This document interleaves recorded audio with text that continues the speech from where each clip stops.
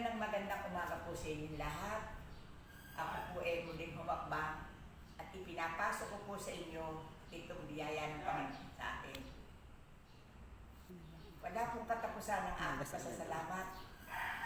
Sana po tayong lahat umayos. Puntahan si ang lahat po nito ay nais kong maipaliwanag sa inyo dahil April 23, 2026, ang nais ko po ay magkaroon tayo po ng increase sa buhay. Ang lugar ko po na ito, ang aking sinasabi sa inyo, pag kayo napunta, marami po akong mai-explica sa inyo. Ang tawag po dito ay dugtong buhay. Kaya ako po nasabing dugtong buhay, ito na po ang akin. Ito po langis na ito pong gamit na ito. Lalagyan niyo po ng langis na ganyang karami. Ito po ay nilalagay sa perta ng mga babae. Kasi ito po langis na ito, pag pumunta po sa loob ng matris ng babae, umaagos po ito ng langis na ito. Lalagay mo po ito kahit 2 times a week. Tapos, hihiga ka po ng 5 minutes, ibobomba mo ito sa matris. Para po ba maiwasan yung mga sakit na dumadapo sa pangkababaihan. Kaya ipinakita ko po sa inyo para maintindihan ninyo, para maiwasan ang mayoma. Kasi ito po, yung mga amoy, yung mga katas, siyempre po, para tayong halaman. Ito po, nakatutulong sa matris ng mga babae. Kaya kung sakali man na kayo nagpupunta dito, ito ay tulong sumaybay sa mga mayoma, sa mga pikos, sa mga duming hindi lumalabas, sa puwet at saka sa ari ng babae. Hindi niyo sukat po akalain na maipaliwanag ko sa inyo na yung ari ng mga babae at daanan ng dumi ay magkapit-bahay lang. Pag mo-over na po yun, nagkakaroon na po ng tinatawag na harang, baranda, bukol. Ngayon, ito sa akin pong pinaliwanag sa inyo, makinig kayo. Lalo-lalo na po doon sa mga may diabetes. Ang may diabetes po, mabigat ang katawan, mabigat ang paa, mabigat ang balakang, mabigat ang lahat, mabigat ang dibdib. Hindi ninyo po akalain na ako'y magpaliwanag sa inyo na ito po'y makatutulong. Hindi po masama na kayo mag-usisa para rin lang po yung cellphone sa aking nalalaman. Dahil sa pamamagitan po na inuubos kong mga langis sa mga mayroong diabetes, umuubos po ako ng 10 niyog na langis. Ibinobomba ko po yan sa matris at sa puwet, kusa pong lumalabas ang lahat. Kaya ang aking pong pagtatapat sa inyo ay isang napakaganda na dugtong buhay sa kababaihan. Napakaganda po ito ang aking tinuturo sa inyo. Ang dumi po ng inyong katawan, lumalabas na kusa kapag po ginamitan po ito. Kaya bumabati po ako sa lahat ng may diabetes. Huwag kayong mag-aksaya. Huwag kayong manghinayang sa mga tinuturo ko po sa inyo mga ginagamit. Lagtad po ang aking paliwanag sa inyo. Ito po. Marami pong bagay itong aking itinuturo sa inyo. Hindi ko naman po itinuro ito para ako puntahan ninyo. Kapag po ako'y narinig ninyo na tinuturuan ko ang lahat ng may diabetes na dito sa nalalaman ko nito, hindi mamamaga ang paa nyo, hindi mapuputol. Itanong niyo po sa akin kung bakit. Kasi may suporta na po kayo langis sa matris at saka po sa bituka. Meron po sa bunganga magdadaan, meron po sa matris, kaliwa kanan. Kaya po ito'y napakahalaga sa araw na ito ang aking pong binalita. Ito po ang mga gamit na ginagamit ko. Kung sakali man po na may konting gastos, huwag po kayo manghinayang. Kasi hahaba naman ang buhay nyo. Ito po mga pinupundar. Kaya po, ipinaliliwanag ko sa inyo ang mga ginagamit ko. Ito po ang mga ginagamit ko. Kaya kung kayo magsasangguni, huwag kayong manghinaya sa konting perang gagastusin ninyo. Sigurado naman po na ang inyong matres, hindi kayo mamanasin, hindi mamanasin ang mukha ninyo. Kasi po, itong aking nalalaman sa spiritual, duktong buhay.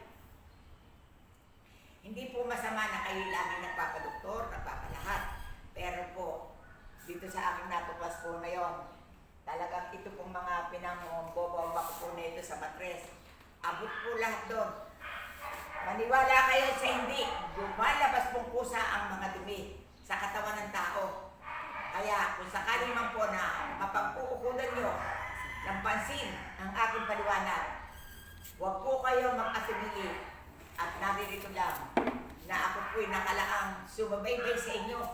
Nakalulungkot po, hindi po dapat na agad-agad ay maiwanan natin ang buhay natin, lalo mga anak natin, kailangan po mabantayan.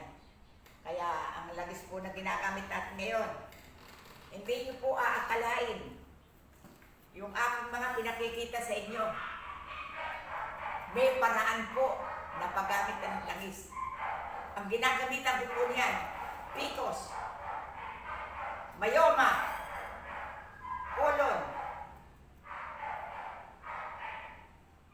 prostate, yung pong marumi ang dugo.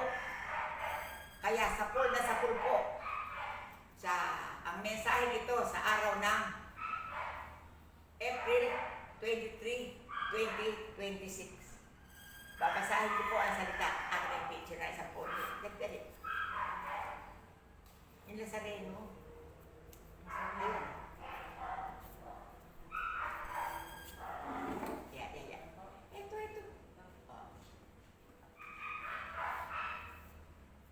Ito po ang salita ang aking po dating sa inyo.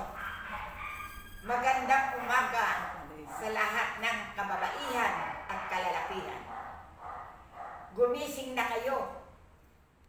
Sa kadahilanan, ang langis ay may galing at may husay, kayong matututuhan. Kung kayo man ay may gastos, mayroon kayong pag-asa na kagalingan. Hindi nyo mararanasan ang mamanasin. Kung tumataas ang inyong creatinine, na palalabas dito sa sikretong gagamitin. Ito po, isa. Dalawa. Tatlo. Hanggang dulo po ng kaloob-looban mararating. Ito po, 4. Mga anak kong nabilang, may disiplina ako sa inyo para sa duktong buhay. Nang hindi kayo malasin, nang hindi mamaga, nang hindi maproblema, may paraan. Gising sa gamutan, langis ay inyong gastusan, at ang katalinuhan ay inyong gawin. Pero nakasaad din po rito na mahirap pagdunong-dunungan lalo sa panggagamot. Ito pong aking tinuturo ay may mga direksyon. Kilala niyo naman po kung paano ako nagpasimula sa aking panggagamot. Hindi ko po kaya ito tinuturo para ako mabiyayaan. Ang akin lang pong pagmamahal. Ayoko po na lumuluha ang mga ina-ina, ang mga kalalakihan na may mga prostate. Yan pong sa usos ng kalalakihan at kababaihan. Hindi po ninyo sukat akalain. Kaya pala lumalabas ang buwa. Maraming humi sa loob na naka-stack doon. Kaya kung sino man ang may buwa, gumising kayo. Tuklasin ninyo kung paano ang sikreto para hindi kayo lumuha ng sagaran. Nang hindi kayo matulog, makumatos. Pag umakyat po sa puso, ala na, maghihilik na lang kayo. Kaya ang aking pong pabalita ay ganda. Ito po, babasahin ko. Aking mga anak, ako ay pakinggan sa tunay na liwanag, pagpapayo ng may kapal. Gumising kayo, may pamamaraan sa mabibigat na karamdaman na dumadako sa mga katauhan sa buong mamamayan. Hindi masama ang magtanong, hindi masama ang magkurira, kasi kinakailangan yan sa lahat ng bagay. Kinakailangan din ay gumising kayo, matuto kayong mag-cellphone, matuto kayong magsikreto. At ang dami ko pong masasabi sa inyo, basta po kayo tapat, tapat din po ang spiritual sa inyong mga katauhan. Kung kayo po'y pinagkakatiwalaan, kayo po ay pumapel na kumabila pa po kayo sa mga pagkakatiwalaan. Kasi po, sa konting halaga, hindi po kayo dapat mabiligan. Hindi niyo po alam ang biyaya ng Diyos. Kapag po kayo ay naging tapat, mas matindi ang ibibigay sa inyo ng Diyos na ganti. Huwag po kayong pabigla-bigla ng paghatol. Kaya ang aking pong pananawagan sa araw na ito, sa liwanag ng kandila, ito po binanggit. Kung kayo man, aking mga anak, ay aking tinawagan, kayo ay aking niluglog at dinising kong mainam. Dahil itong inyong mga dumi sa katawan, dapat yung pag-ingatan. Pag umidad na kayo ng 50, 60, 70, 80, naririyan na. Pero pag edad nyo pa lamang ay hanggang 40, planto-planto pa kayo. Pero dapat nyo na rin matutuhan, mga murang kabataan, ang sikreto ng buhay. Lalo-lalo sa mga yung dumadating na dalaw ng mga kababaihan. Hindi rin kinakailangan na iyan ay ma-stack sa loob. May paraan. Kaya ako ay bumabati sa inyo ng magandang, maligayang araw at umaga. Nalinaw, nagpaliwanag ako sa inyo sa karamdaman na ito po ang mga gamit na ginagamit. Kaya wag po kayong magtaka. Kasi pag ito po binombot sa loob, hanggang kaloob-looban po, dumuduwal ang dumi. Yung po aking mga pinakikita sa inyo na mga dumi ng katawan, hindi po biro yun para po masungkit. Kaya lang, ang tangi ko pong masasabi sa inyo, kinakailangan pong gumastos kayo. Kasi may kanya-kanya pong sikreto yun. Kaya kung sino man po ang aabutan ng aking pagbabalita, pwede po kayong magtanong sa akin, magsangguni para matugtungan. At ang karamdaman nyo ay maapula nang hindi tumaas masyado ang inyong sabato, riatilin. Kagaya po ng aking malihiwagang paliwanag, dinadaanan po na kapag kulang sa tubig, dinadaanan ng ihian, dugo-dugo yan. Pag pinabayaan niyo yan, ayun sa bato. Itong mga dumi sa loob ng bato, langis po ang kailangan. Kaya magandang umaga po sa inyo. Sa aking ipinaliwanag sa araw at oras na ito, ang ibig ko po sabihin, kapag po kayo ay pinagkatiwalaan, magtiwala po kayo at mas matindi po ang ganti. Kaya ang dami ko pong masasabi sa inyo, huwag muna kayong hahatol na hindi kayo mahatulan. Dahil hindi niyo naiintindihan ang aking paliwanag. Ang aking pong pagpapaliwanag ay isa lamang tunay na pagmamahal at matulungan, maturuan ang mga tao. Pero sa kabila po niyan, kinakailangan din po paghandaan nyo ng pinansyal. Ito lang po lang isa sinasabi ko sa inyo. Hindi nyo po pangungulugihan ang paglalagay po sa matres ng langis. Hindi nyo alam na kapag naipon niyan sa loob, iyan na po ang dugtong na salita. Makikemo na kayo. Kaya, para pumaapula yan, di po ba? Hangad po natin ang mabuhay, hangad po natin mapaligaya ang ating pamilya. Kaya dito po sa aking nalalaman ito, hindi po ako nagtataka para ibalita sa inyo ang aking nalalaman. Ayoko pong ako lang ang makaalam. Kaya kung ito po'y sinasabog ko sa buong mundo, meron po kayong matututuhan. Huwag po kayong manghinayang sa konting kagastusin nyo sa pagpapalinis ng bitukan ninyo. At yan po'y may paraan. Magtanong po kayo kung paano ang pag-inom ng langis, kung ano ang sikreto. Huwag po kayong makikialam kung hindi nyo naiintindihan. May direksyon po ang lahat ng bagay. Para rin lang po cellphone yan. Kaya nananawagan ako sa mga tao na kapag kayo ay pinagkatiwalaan, lubusin nyo. Igantihan nyo ng pagtitiwala. At tandaan nyo po ang sasabihin ko sa inyo. Kapag po kayo ay umayos sa pinagkatiwalaan, mas higit po ang ganti ng Diyos sa inyong pagkatao. maliwanag na pagbati ko po sa lahat ng nakikinig ng Mother pa rin na Facebook. Talaga pong itong aking sinasalakay na pagbabalita hindi po masama na kayo ay magbalitaan. Ito po yung makadudugtong buhay. Matuturuan nyo po. Hindi po sasakit ang ulo nyo. Huwag po kayong magbiro. Patingnan nyo kung meron pa lang po kayong bahagyang nararamdaman. I-follow up nyo na po ang pagpapacheck up. At dahan-dahan nyo na pong matutuklas ang karamdaman. Mentras maaga po ang inyong pagpapacheck up, agad yung natutuklas. Natuturol ninyo kung ano dapat gawin. Ipag halimbawa mo, meron kayong nararamdaman sa lost memory, magpasitisan kayo. Kahit kayo humingi ng tulong sa mga dapat hinga ng tulong, kinakailangan pong i-follow up nyo ang lahat ng bagay. Ipag halimbawa mo po, tumataas ang creatinine ninyo, i-follow up nyo po yan. Ipag halimbawa po, may nakita sa inyo mo sa mayoma, i-follow up din po nyo yan.